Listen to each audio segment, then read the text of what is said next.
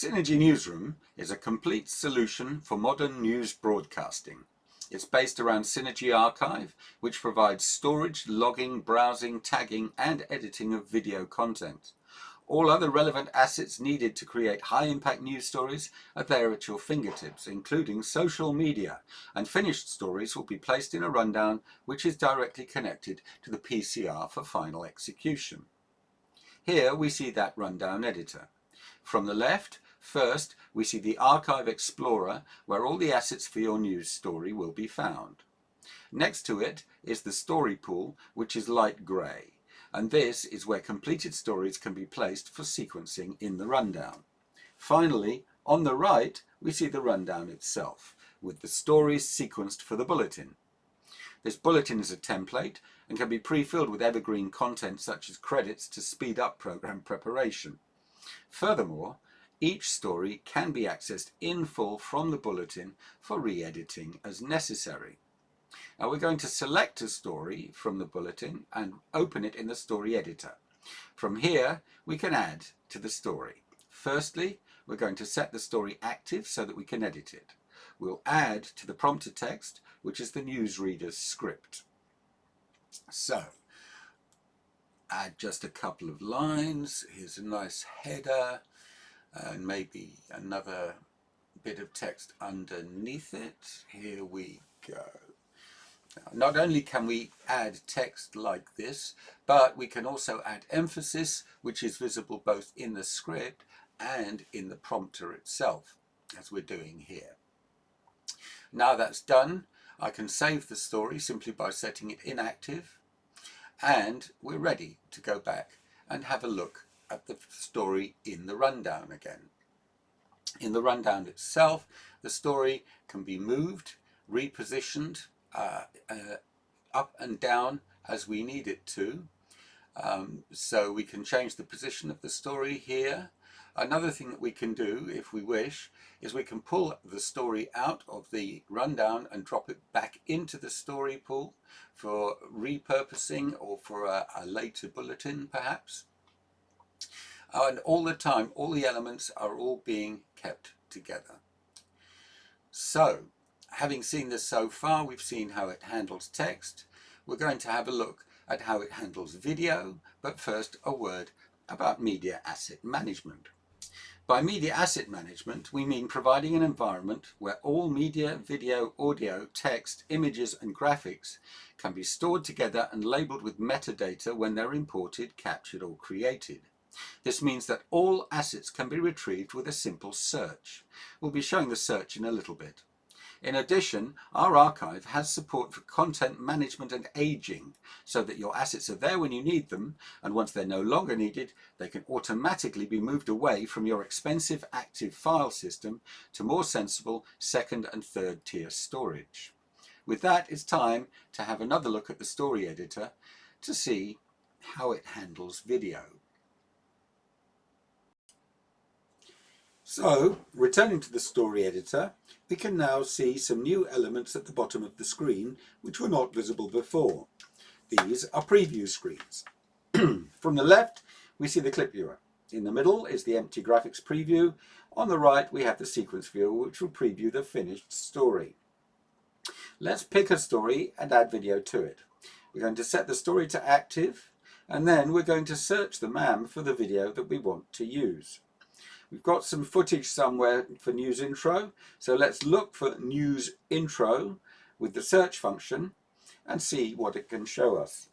The search engine is powered by Microsoft SQL Server and will return results in seconds independent of the volume of content in the MAM. So as it finishes looking, we should see what's there, and we have 3 pieces of news intro video. We can run the video in the preview, see what it looks like. This is nice. Not sure about the grey screen. Let's go back to the browser and see what else is there. The golden one looks good. Let's use that.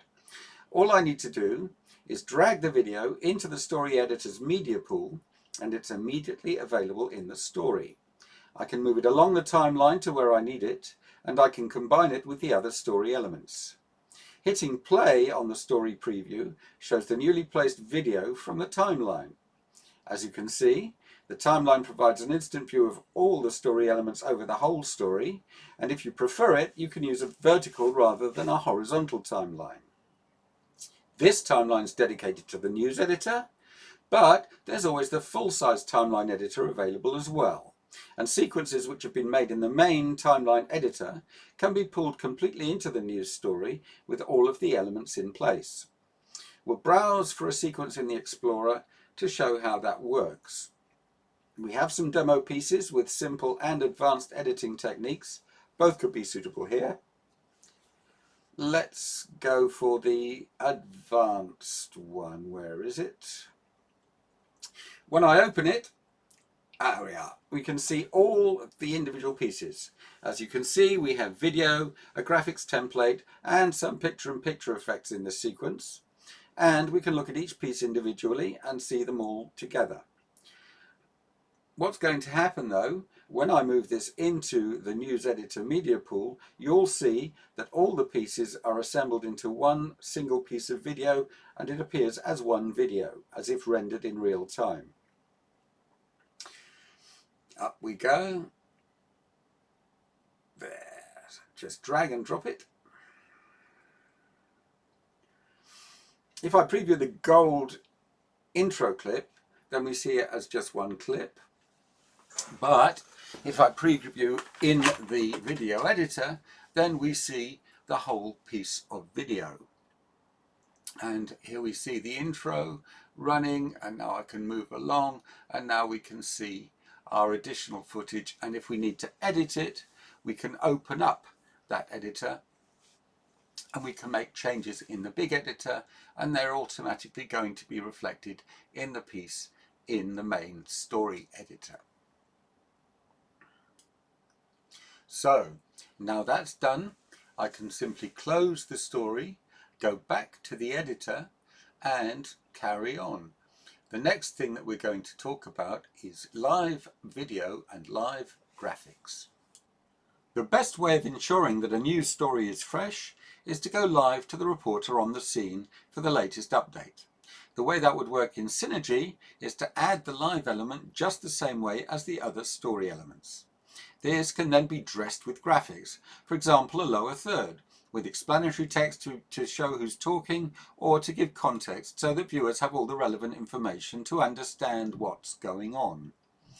Graphics can be prepared with our Cinegy Titler graphics editor and stored with searchable metadata like any other content in our MAM until they're needed. So let's see how that works. Back to the bulletin editor. Now we're going to take a look at a story in progress. We can select a story from the rundown and open it, and when we do, we'll see that there's a live insert already in place. We're going to use a prepared lower third and take advantage of the possibility within Titler to use text variables for the information fields in the template. First, as always, we're going to set the story to active to allow editing. Below the live insert, the graphic text fields are visible, and to add graphics text we simply need to fill in the spaces with the necessary information.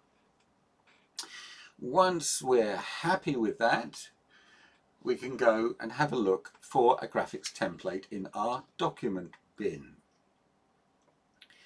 You'll see that when I've found a likely candidate, I can preview the basic version straight out of the browser. On the right of the graphics preview window, we can see the variable spaces with the default text.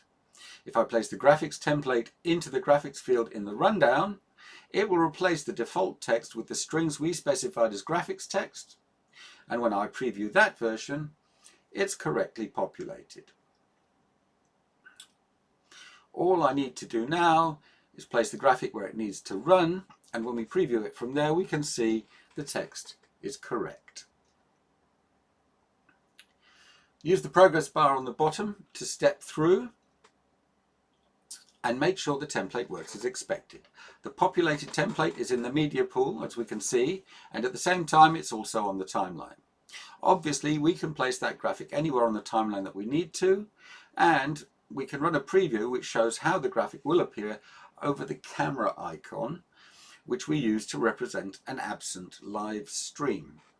In this case, we've just decided to start it a second or two after the live stream. I can make sure that everything is as it should be. Then, to see how it's going to look, I can go straight to the sequence viewer on the right and press play, and it will run the graphic. When the story is played out in the PCR, the video camera will be replaced by the actual live video. We can gauge the effectiveness of the graphic, make sure it's there for the right amount of time. Although we don't yet have the live video, because it's going to be live, nevertheless the placeholder is exactly the same length, and we can see from here that the graphic will be effective. But sometimes the live video becomes available at a less convenient time. What can we do then? The thing is, news programs follow the clock, while news events happen all the time. How can we cover everything? Edit while ingest, that's how. Something that was unthinkable in the days of newsreels and videotape is perfectly possible in the 21st century. Although we can always have finished pre-recorded content and planned live feeds, we can also present footage edited as it's coming into the studio. A story can be built as it develops, placed in a rundown and passed to the PCR even as the recording is still happening. With this, all bases are covered. If it happened, there's video. If we know it's going to happen, there's a live feed. And if it takes us by surprise, then we can capture it while it happens, edit it for clarity, and put it straight to air.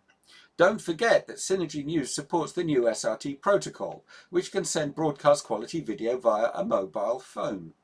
It won't replace standard electronic news gathering, but it's a very useful new tool for the news professional. So, how does all that work in practice? This is Cinegy Capture version 21.4, the latest brand new version. For those who are new to Cinegy, Capture is a multi-channel, multi-resolution client-server video recording system. Capture can write files in any of the standard broadcast codec and wrapper combinations, as well as into Cinegy Archive directly, and can scale to hundreds of simultaneous recordings. What we're looking at is the Cinegy Capture client, which shows the streams which are made available from the Capture server or servers. Those streams are listed on the left of the screen. In the upper middle is the large Capture preview, selected from the smaller previews underneath it. Next to those, we can see the system status for these channels with everything showing green. On the right, we have the controls and the template system that manages the recordings. We can start recording by clicking on the channel we want and pressing record. And as the active template is an archive template, the video will be recorded directly into the MAM. The preview will show that the channel is recording by switching to a red frame. And at the same time, the channel can send a record tally to Cinegy Multiviewer so that other interested parties can see that the recording is happening. Meanwhile, back in the story editor, we can open a story, set it active. Once we have everything ready, we can check the incoming video to see what's available. We can see the video currently being recorded in the Explorer, and by opening it, we are able to play and scrub it as normal. However, keep an eye on the progress bar. You'll see the cursor move even though the video is stopped, because the cursor position is constant as the file grows. To make use of the video that's already there, we only need to select what we want by choosing in and out points. So let's find a nice piece that we want to take. There's an in point, there's an out point. Once we've done that, we can drag the video into the media pool, which automatically adds it to the timeline, where we can move it to where we want. We can make multiple selections from the same content in this way, so that as new footage comes in, it can immediately be clipped out for further use. So we'll have a second piece and we'll put that in as well. Now, for a simple news story, especially on a hot topic, it's probably enough to have the footage cut together like this without any additional craft editing.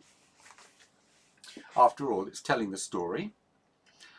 But should it be desired, we can pull out the big timeline editor and use that. In our Explorer, we have a prepared timeline, prepared sequence without content, sitting there waiting. And we can use that for more comprehensive manipulation. Once we've found it and opened it, we can simply drag the clipped video from our media pool into the timeline. As you can see, it just drops into place. Whoa, wrong one, here we go. As you can see, it just drops into place. And from here, much more sophisticated use could be made of the footage.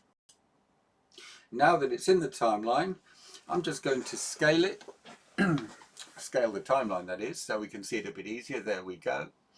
And we can see the pieces stuck together here. We can see them in the preview window. And the next thing I'm going to do, just to demonstrate how easy this is to pull another graphics template in to demonstrate that the graphics templates work exactly the same way in the big timeline editor as they do in the small timeline editor. So you can build yourself sophisticated setups with integrated graphics and then just pull them straight back into the story as you need them.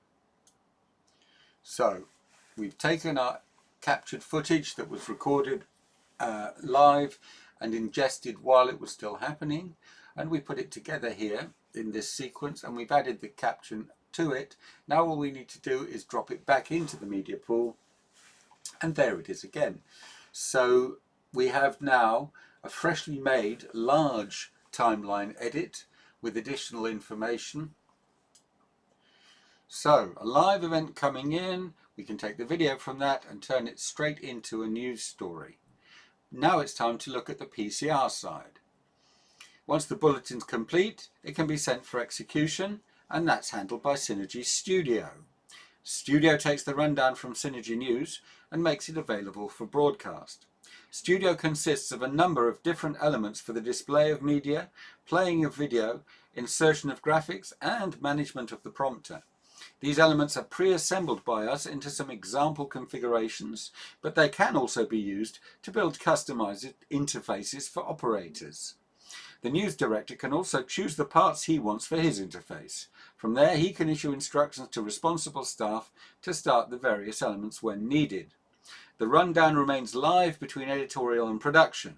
The director can change the running order, and this will immediately be visible in editorial. Also, changes can be made to a story while the bulletin progresses, right up to the moment where the story is transmitted. However, it can only be transmitted if it's authorized for transmission, and that authorization is denied by default. The authorization tick box can set to be accessed only by those senior staff who carry final editorial responsibility to ensure that only legitimate stories go to air. Let's take a look.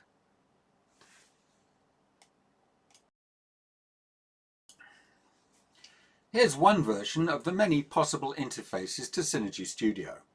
Going from left to right, as we always do, we can see the various preview screens that we'll be seeing in action shortly. On the right, at the top, are the various clocks, real times, item time and countdown.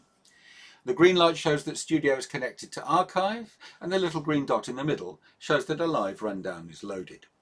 The white rundown indicates that there's no content ready to play, either because it's not yet queued or not yet approved. When content's queued, its background turns to yellow. If the same content is loaded twice into the rundown, the second instance will appear green, which shows that the content is ready for transmission. Note that most of the rundown is not approved. If this were to continue, it would be a very short bulletin indeed. Clearly, we need to do something about that.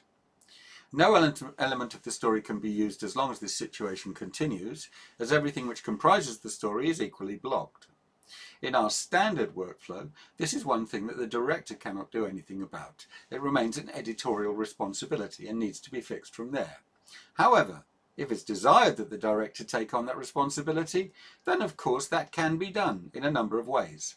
One of the key aspects of Cinegy software is that it's not only extremely configurable, it's also extremely customizable, whether by competent customers or by our professional services group. But that's a discussion for another day, because if we put everything possible into this video, it'd be several hours long, and I don't think any of us has the patience for that. So we need to return to the Cinegy News Editor to fix this, and here it is. As we could see in Studio, there are only 2 approved stories at the moment, and they're the credits. For everything in between, the approvals are missing. For the purposes of this video, we've given ourselves the power to authorize stories, and so we're able to show you how it's done.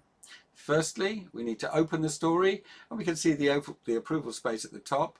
We're going to need to set the story active before we can do anything. Once the story is active, we can tick the box, and the story can be transmitted. Once the story is authorized, it's also locked for further editing to make sure that nothing inappropriate can be added. The timestamp created by the approval represents the closing of the story. When we return to the rundown, what a difference! Now we can see large amounts of green in the rundown relating to the approved story. Each of these pieces can now be queued and played. The first green column tells us which device shall play the item. Select the item and press Q, and it will appear on that device. We'll get to that in a minute. Speaking of devices, in the real world, there might well be a visible live input on video 1, because that would be where the newsreader would appear. And we could also have another video device feeding a studio monitor behind them. So many possibilities. Anyway, coming back to what we have here, we still have 2 unapproved stories. Well, we could approve them as well. Maybe they're unapproved because they aren't complete. After all, if we do approve them and they're incomplete, bad things might happen. It may be better simply to change the rundown and move them later to allow us to continue. When we go back to Cinegy Studio, we'll see that the changes automatically happened here as well. These are the benefits of a tightly integrated system. So at this point, theoretically, we could start the bulletin with that, if we knew for sure that the rest of the bulletin was coming, although it might be somewhat risky. One thing's for certain, and that's this workflow is certainly capable of supporting those news organisations that start a bulletin with half or more of the rundown still under construction. As long as the stories are still being completed in the background and the approvals workflow works as it should, then the content will be there when the bulletin actually comes to run. Let's go back and have another look at our unapproved stories. It may be an idea just to approve another one to make things a bit tidier. Let's have a look at this one. We can open that up again, same exercise, set it active, approve it. That warning, I wonder what's going to happen because of that. Well, we might see later on. Back to the bulletin editor, and from there back to Cinegy Studio. Now you can see all the additional green content sitting in the rundown. The white content still isn't going to play, but we're not worried about that for right now. And we can look at the rest of the elements. Here over on the side, we can see where everything is going to be played in the various devices. And in the list itself, we can see which device is going to be used for which particular piece of content. At the top, marked there, we have the first item, which is already queued, which is the credits roll, the original title roll. And the other items that will follow will come from one of these sources, video, graphics, or indeed the prompter at the bottom. Once again, we'd like to emphasize that this is simply one way of looking at how to do things. In the real world, you can break this interface out and have it run by specialists who are much better at doing this kind of thing than I will ever be. So it's worth bearing in mind that as we are showing you this here, with everything all on the one screen, that's not how we would expect news development to continue. We would expect instead that the right people would be starting the things at the right time under the control of a competent news editor.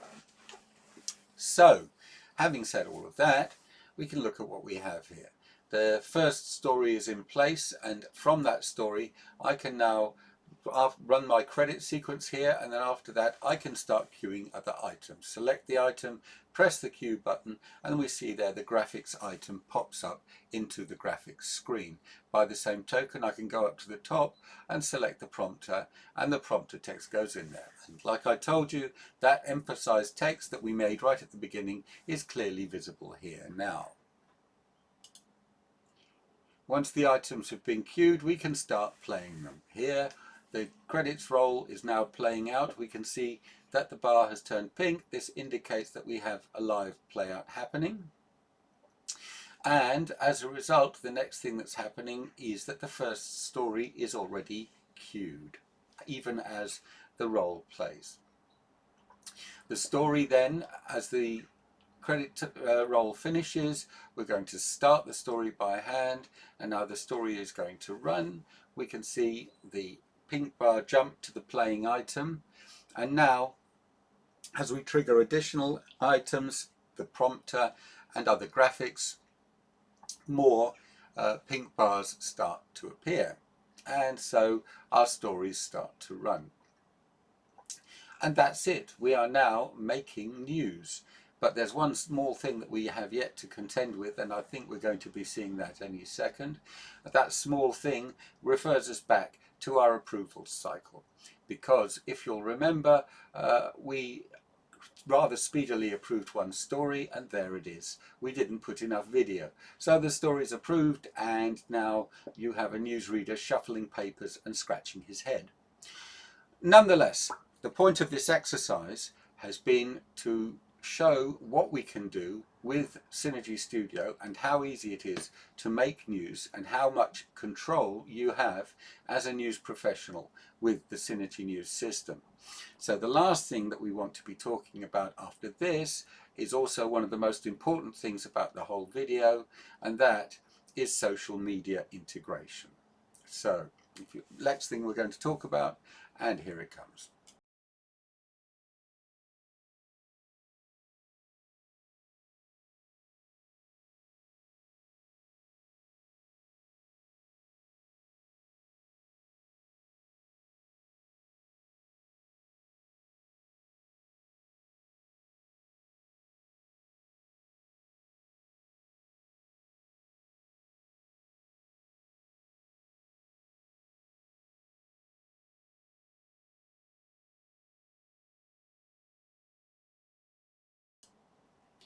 If there's one major thing in the last few years that has changed the way we receive information from the outside world, it's social media.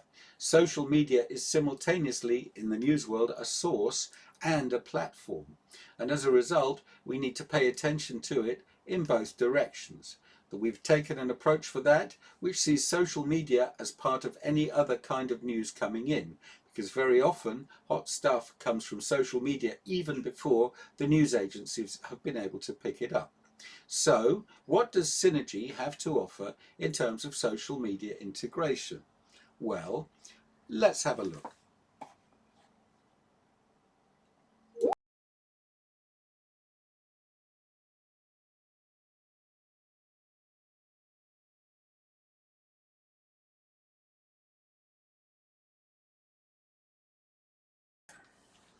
So returning to Cinegy Desktop, and now we're going to talk about social media. Previously, we used to have an RSS reader, which would deliver RSS feeds to your desktop, but it went away and grew up, and now we have something completely new. This is the Cinegy News Monitor. The News Monitor is an integrated device or a companion app in the Cinegy desktop, and it will allow you to connect to YouTube channels, Twitter feeds, RSS feeds, and use the content from those in your news stories. As we can see here, we're monitoring the Cinegy TV YouTube channel, and there is a very distinguished gentleman there. I wonder who he is. Next to that, we have the Cinegy Twitter feed, and then on the left, we've just pulled a random feed from an American paper. So you can see each of the feeds has all the stories in order. Each new story, as it comes in, will automatically go to the top of the list. So anytime you open this, or even if you have it on your desktop, you will see the news stories as they come in.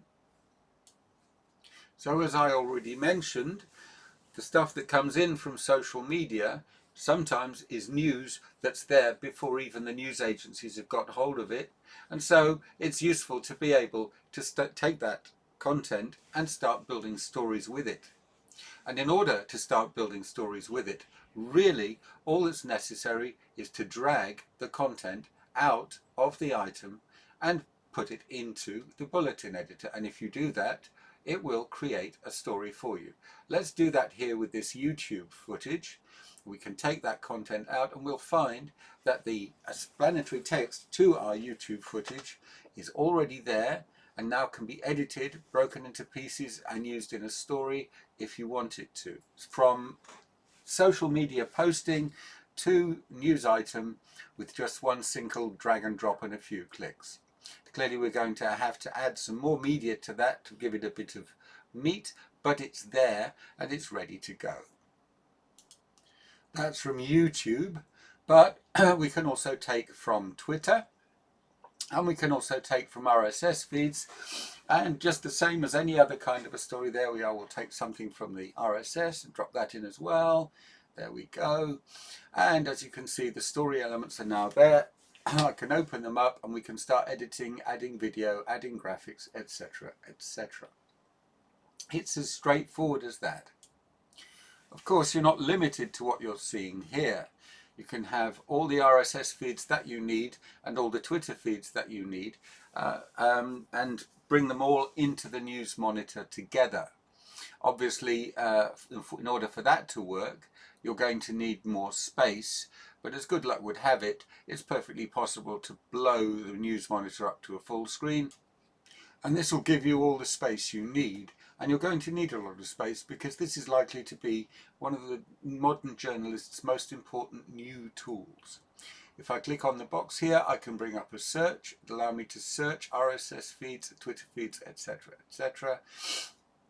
And again, pull that content into my stories and build new stories from that. But I did say source and platform. Now that we've seen it being used as a source, how do we use it as a platform? Well, here's the solution. I have some content sitting here. I have a clip in a clip bin. I have a sequence sitting there. And I can send these up to YouTube using our Cinegy Convert transcoder.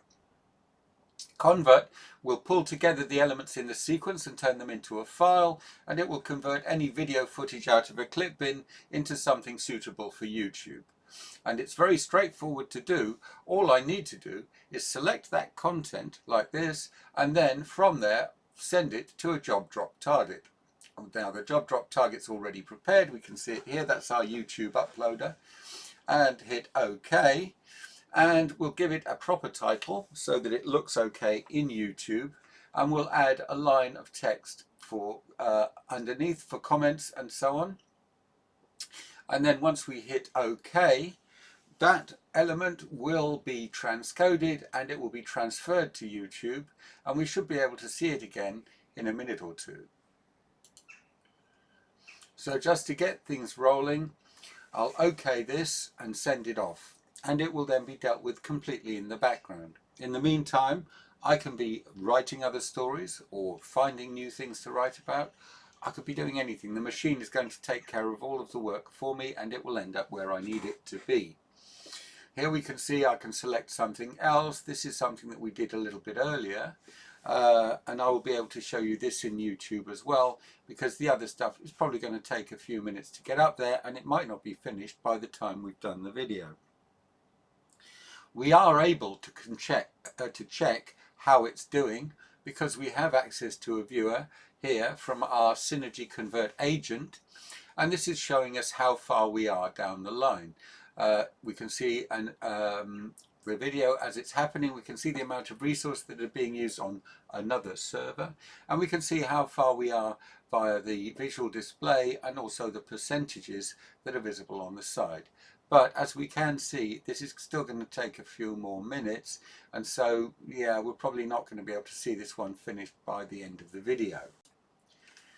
We don't need to worry about that though, because we've already sent some stuff up. So we can show you that instead. If you see the elements here, you'll see that when we move across to YouTube, you'll see the same elements again, because these are the videos that we've already uploaded. And we just click and start it to prove that it's there. It doesn't have anything meaningful in it. It's just a demo video, but it shows that our YouTube videos come straight from desktop, and all we need to do is drag and drop to make them happen. Skip back again, see some more of the videos, have a look at another one maybe. There we are. So the video is winding to a close now. Thanks very much for joining us, and we hope to see you at the next one. If you need any more information, I'm sure you know where to find us. Back at the desktop, we'll show one last time where the job drop folder goes, and with that I'll say thanks for watching, goodbye, and I hope to see you at the next one.